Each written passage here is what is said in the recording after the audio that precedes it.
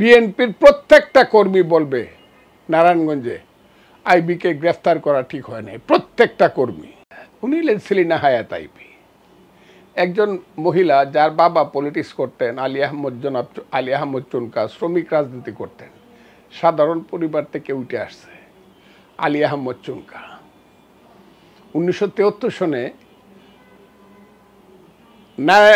নারায়ণগঞ্জ পৌরসভা ইলেকশনে আওয়ামী লীগ বঙ্গবন্ধু তখন আছে, নমিনেশন দিল মহিউদ্দিন আহমদ।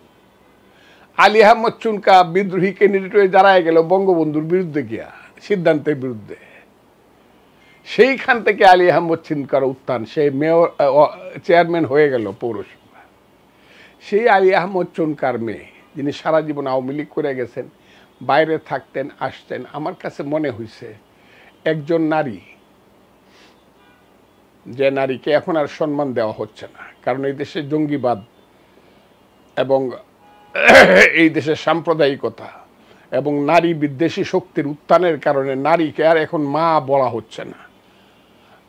নারীকে এখন দেখা হচ্ছে খুব নিকৃষ্ট ধরনের একটা প্রাণী হিসাবে। তারপরেও বলবো যে নারীরা আপাততকালে বাংলাদেশের রাজনীতিতে নিজের হিম্মত বা নিজের যোগ্যতা প্রদর্শন করে এই দেশে নিজেকে প্রতিষ্ঠিত করেছে, নারায়ণগঞ্জের মতো একটা সিটি কর্পোরেশনের বারবার মেয়র হয়েছে এবং তার বিরুদ্ধে একটা টাকা পয়সার কোনো অভিযোগ নাই, দুর্নীতির কোনো অভিযোগ নাই, খুন করেছে, মারামারি করেছে। আমি তো জানি এখন যদি ফ্রি করে দেয়, বিএনপির প্রত্যেকটা কর্মী বলবে নারায়ণগঞ্জে আইবিকে গ্রেফতার করা ঠিক হয় নাই, প্রত্যেকটা কর্মী। ওই যে শাহবাগে দেখতেছেন যত হাজার লোক, আইবির মতো একজন মহিলাকে এত দুর্দিনে দুঃসময়ে গ্রেফতার করতে গেছে, হাজার হাজার লোক হয়েছে। কি বলেন আপনি? কাজে আইবিকে গ্রেফতার করা, কেন গ্রেফতার? আইবি তো কোনো অপরাধ করছে বলে তো আমার জানা। কি অপরাধ করছে বলা উচিত, তার বিরুদ্ধে কি কেস?